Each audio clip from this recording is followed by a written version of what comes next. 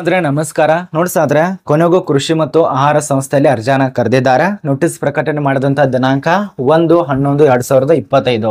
ಈ ಒಂದು ದಿನಾಂಕದಂದು ಆನ್ಲೈನ್ ಮೂಲಕವಾಗಿ ಅರ್ಜಿ ಸಲ್ಲಿಸೋದಕ್ಕೆ ಅವಕಾಶ ಇರತ್ತೆ. ಅಥವಾ ನೀವೇನಾದ್ರೂ ಆಫ್ಲೈನ್ ಅಲ್ಲಿ ಅರ್ಜಿ ಸಲ್ಲಿಸ್ತೀನಿ ಅಂದ್ರೆ ಕೂಡ ಅದಕ್ಕೂ ಕೂಡ ಅವಕಾಶ ಕೊಟ್ಟಿದ್ದಾರೆ, ಅರ್ಜಿಗಳನ್ನ ಸಲ್ಲಿಸಬಹುದು.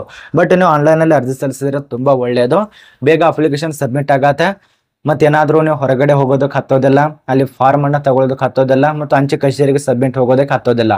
ನೇರವಾಗಿ ಆನ್ಲೈನ್ ಕೇಂದ್ರದ ಹೋದಲ್ಲಿ ಅರ್ಜಿ ಸಲ್ಲಿಸಿದ್ರೆ ಮುಗಿಯಿತು. ಡೈರೆಕ್ಟ್ ಆಗಿ ಅಪ್ಲಿಕೇಶನ್ ಫೀಸ್ ಇರತ್ತೆ, ಅದಕ್ಕೆ ಕಟ್ಟರೆ ಮುಗಿಯಿತು. ಡೈರೆಕ್ಟ್ ಆಗಿ ಇಲಾಖೆಗೆ ನಿಮ್ಮ ಒಂದು ಅಪ್ಲಿಕೇಶನ್ ಸಬ್ಮಿಟ್ ಆಗತ್ತೆ. ಇಷ್ಟೇ ಪ್ರೊಸೆಸಿಂಗು. ನೋಡಿ, ಇದ್ರ ಬಗ್ಗೆ ತಿಳಿಸ್ಕೊಡ್ತಾ ಇರೋದು. ಈ ಒಂದು ಕೃಷಿ ಆಹಾರ ಸಂಸ್ಥೆಯಲ್ಲಿ ಖಾಲಿ ಇರುವಂತಹ ಪೋಸ್ಟ್ ಮೊದಲನೇದಾಗಿ assistant general manager information technology ಹುದ್ದೆಗಳಿಗೆ 35 ವರ್ಷ ಗರಿಷ್ಠ ಆಗಿರತ್ತೆ. ಅಲ್ಲಿ ತನಕ ಇದ್ದವರು ಅಪ್ಲಿಕೇಶನ್ ಹಾಕ್ಬಹುದು. ಆಯ್ಕೆ ಆದ್ರೆ 56,100ರಿಂದ 1,77,000 ತನಕ ಪರ್ ಮಂತ್ ಆಗಿ ಸ್ಯಾಲ್ರಿ ಸಿಗತ್ತೆ. ಇನ್ನು ಎರಡನೇ ಪೋಸ್ಟ್ ಏನಾಗಿರ್ಬೇಕು, ಮೂರನೇ ಪೋಸ್ಟಿಗೆ ಏನಾಗಿರ್ಬೇಕು, ನಾಲ್ಕನೇ ಪೋಸ್ಟಿಗೆ ಏನಾಗಿರ್ಬೇಕು, ಇದ್ರ ಬಗ್ಗೆ ಸಂಪೂರ್ಣ ಮಾಹಿತಿ ಇರತ್ತೆ. ಮತ್ತೆ ಆ ಒಂದು ಪೋಸ್ಟ್ ಹೆಸರು ಯಾವುದು, ಏನೆಲ್ಲ ನೇಮಕಾತಿ ರೂಲ್ಸ್ ಕೊಟ್ಟಿದ್ದಾರೆ, ಎಷ್ಟು ವಿದ್ಯಾರ್ಹತೆ, ಎಲ್ಲಿ ಖಾಲಿ ಇರತ್ತೆ, ಎಲ್ಲ ಮಾಹಿತಿ ಇರತ್ತೆ. ವಿಡಿಯೋ ಕೊನೆತನಕ ನೋಡಿ ಸಂಪೂರ್ಣ ಮಾಹಿತಿ ಪಡ್ಕೋತೀರಾ. ನೀವೇನಾದ್ರೂ ಅರ್ಧ ನೋಡಿದ್ರೆ ಸ್ವಲ್ಪ ಮಾಹಿತಿ ಅರ್ಥ ಆಗಲ್ಲ. ಕೊನೆತನಕ ನೋಡಿ ಸಂಪೂರ್ಣ ಮಾಹಿತಿ ಪಡ್ಕೋತೀರಾ. ಮತ್ತೆ ಈ ಒಂದು ಚಾನಲ್ ಅನ್ನು ಯಾರು ಸಬ್ಸ್ಕ್ರೈಬ್ ಮಾಡಿಲ್ಲ, ಸಬ್ಸ್ಕ್ರೈಬ್ ಮಾಡ್ಕೊಳ್ಳಿ. ಯಾರು ಹೊಸ ನೋಡಾತಿರಲ್ಲ, ಪ್ರಶಾಂತ್ ಅಕಾಡೆಮಿ ಚಾನಲ್ ಸಬ್ಸ್ಕ್ರೈಬ್ ಮಾಡ್ಕೊಳ್ಳಿ. ಬನ್ನಿ ಒಂದೊಂದ ತಿಳಿಸ್ಕೊಡ್ತಾನೆ. ನೋಡಿ, ಇಲ್ಲಿ ಖಾಲಿ ಇರುವಂತಹ ಸಂಸ್ಥೆ ಹೆಸರು ನಮ್ಮೊಂದು ಭಾರತೀಯ ಕೃಷಿ ಆಹಾರ ಉತ್ಪಾದನಾ ರಫ್ತು ಅಭಿವೃದ್ಧಿ ಪ್ರಾಧಿಕಾರದಲ್ಲಿ ಅರ್ಜಿ ಕರೆದಿದ್ದಾರೆ. ಇಲ್ಲಿ ನೀವು ಅರ್ಜಿ ಸಲ್ಲಿಸಬೇಕಾಗತ್ತೆ. ಇಲ್ಲಿ ನೋಡಿ, ಇದು ನಮ್ಮೊಂದು ಭಾರತೀಯ ಗೌರ್ಮೆಂಟ್ ಆಗಿರತ್ತೆ. ಅಂದ್ರೆ ಸೆಂಟ್ರಲ್ ಗೌರ್ಮೆಂಟ್ ಆಫ್ ಇಂಡಿಯಾ ಕೊಟ್ಟಿದ್ದಾರಲ್ಲ, ಸೆಂಟ್ರಲ್ ಗೌರ್ಮೆಂಟ್. ಇದ್ರ ಬಗ್ಗೆನೇ ಒಂದೊಂದ ತಿಳಿಸ್ಕೊಡ್ತಾನೆ. ಪೋಸ್ಟ್ ಬಗ್ಗೆ ತಿಳ್ಕೊಳ್ಳೋಣ. ಮೊದಲಿಗೆ ಯಾವ್ಯಾವ ಪೋಸ್ಟ್ ಖಾಲಿ ಇದಾವ ಅಂತ ಹೇಳಿ. ಇಲ್ಲಿ ಖಾಲಿ ಇರುವಂತ ಮೊದಲನೇ post assistant general manager information technology, ಇದು ಖಾಲಿ ಇರತ್ತೆ. ಎರಡನೇದಾಗಿ ಅಸಿಸ್ಟೆಂಟ್ ಮ್ಯಾನೇಜರು ಅಗ್ರಿಕಲ್ಚರು, ಅದ ನಂತರ ಅಸಿಸ್ಟೆಂಟ್ ಮ್ಯಾನೇಜರು, ಇದು ಪೋಸ್ಟ್ ಇರತ್ತೆ. ಇವುಗಳಿಗೆ ಸಂಬಂಧಪಟ್ಟಂತೆ ನಾವು ಈಗ ರೂಲ್ಸ್ ಗಳನ್ನ ತಿಳ್ಕೊಬೇಕು, ಹೆಂಗೆ ಏನು ಅಂತ ಹೇಳಿ ಮಾಹಿತಿಗಳನ್ನ ತಿಳ್ಕೊಬೇಕು. ಅದನ್ನೇ ತಿಳಿಸ್ಕೊಡ್ತಾನೆ ನೋಡಿ. ಪೋಸ್ಟ್ ಹೆಸರು ಈಗಲೇ ತಿಳಿಸ್ಕೊಟ್ಟಿರುವಂತೆ ಸಹಾಯಕ ವ್ಯವಸ್ಥಾಪಕ, ಕೃಷಿ ಸಹಾಯಕರು ಮತ್ತು ಸಹಾಯಕ ಅಧಿಕಾರಿ ಮ್ಯಾನೇಜರ್ ಹುದ್ದೆಗಳು. ಇನ್ನು ಅರ್ಜಿ ಸಲ್ಲಿಸುವವರೆಗೆ ಈಗಾಗಲೇ ಅರ್ಜಿ ಸ್ಟಾರ್ಟ್ ಆಗಿದೆ. ಎಂದಿನಿಂದ 1/11/2025 ಸ್ಟಾರ್ಟ್ ಆಗಿದೆ. ಅರ್ಜಿಗಳು ಆನ್ಲೈನ್ ಅಲ್ಲಿ ಅವಕಾಶ ಕೊಟ್ಟಿದ್ದಾರೆ. ಅಪ್ಲಿಕೇಶನ್ ಹಾಕಿ. ನಾನು ಏನ್ ಹೇಳ್ತಾ ಇದ್ದೀನಿ ಅರ್ಥ ಆಗ್ತಿದೆ ಅಂತ ಅನ್ಕೋತೀವಿ. ಆನ್ಲೈನ್ ನಲ್ಲಿ ಅರ್ಜಿ ಸಲ್ಲಿಸೋದಕ್ಕೆ ಅವಕಾಶ ಕೊಟ್ಟಿದ್ದಾರೆ. ಇನ್ನು ಇದಕ್ಕೆ ಸಂಬಂಧಪಟ್ಟಂತೆ ಅರ್ಜಿ ಸಲ್ಲಿಸಿ ಆಯ್ಕೆ ಆದ್ರೆ 35ರಿಂದ 1,12,000 ತನಕ ಪರ್ ಮಂತ್ ಆಗಿ ಸ್ಯಾಲ್ರಿ ಇರತ್ತೆ.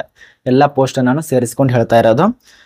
1ನೇ ತಾರೀಕು ತನಕ ಅವಕಾಶ ಇರತ್ತೆ, ಡಿಸೆಂಬರ್ 1ನೇ ತಾರೀಕು ತನಕ ಅವಕಾಶ. ಇನ್ನು ಬನ್ನಿ ಪೋಸ್ಟ್ ಬಗ್ಗೆ ಒಂದೊಂದ ತಿಳಿಸ್ಕೊಡ್ತಾನೆ. ನಿಮಗೆ ಬೇಸಿಕ್ ಆಗಿ ತಿಳಿಸ್ಕೊಟ್ರೆ ತುಂಬಾ ಒಳ್ಳೆಯದು. ನಿಮಗೆ ಡೀಟೇಲ್ಸ್ ಆಗಿ ಈ ಒಂದು ನೋಟಿಸ್ ತಿಳಿಸ್ಕೊಟ್ರೆ ಟೈಮ್ ಸಾಲೋದಲ್ಲ. ಆದ ಕಾರಣ ನಾನು ನಿಮಗೆ ಇಲ್ಲಿ ಒಂದು ನೋಟನ್ನು ಮಾಡ್ಕೊಂಡಿರ್ತೇನೆ. ಇದನ್ನೇ ಹೇಳಬೇಕು ಅದನ್ನೇ ಹೇಳ್ಬೇಕು ಅಂತೇಳಿ ನಿಮಗೆ ಪ್ರಮುಖವಾದಂಥ ಪಾಯಿಂಟ್ಗಳನ್ನ ಅಷ್ಟೇ ತಿಳಿಸ್ಕೊಡ್ತಾ ಇರೋದು. ನಿಮಗೆಲ್ಲ ನೋಟಿಸ್ ತಿಳಿಸ್ಕೊಟ್ರೆ 10ರಿಂದ 15 ನಿಮಿಷ ತನಕ ವಿಡಿಯೋ ಆಗತ್ತೆ. ಆದ ಕಾರಣ ತಿಳಿಸ್ಕೊಡೋದಲ್ಲ. ಬನ್ನಿ, ಇಲ್ಲಿ ಎರಡನೇ ಪೋಸ್ಟ್ ಮೊದಲನೇದಾಗಿ ತಿಳಿಸ್ಕೊಟ್ಟು, ಎರಡನೇದಾಗಿ ಅಸಿಸ್ಟೆಂಟ್ ಮ್ಯಾನೇಜರ್ ಅಗ್ರಿಕಲ್ಚರ್ ಹುದ್ದೆಗೆ ಗರಿಷ್ಠ 30 ವರ್ಷ, 35ರಿಂದ 1,12,000 ತನಕ ಪರ್ ಮಂತ್ ಆಗಿ ಸ್ಯಾಲ್ರಿ. EWS ಒಂದು ಪೋಸ್ಟ್ ಇರತ್ತೆ. ಇದಕ್ಕೆ ಬ್ಯಾಚುಲರ್ ಡಿಗ್ರಿ ಕಂಪ್ಲೀಟ್ ಮಾಡಿದಂತ ಅಭ್ಯರ್ಥಿ ಆಗಿರಬೇಕು ಅಗ್ರಿಕಲ್ಚರ್ದಲ್ಲಿ.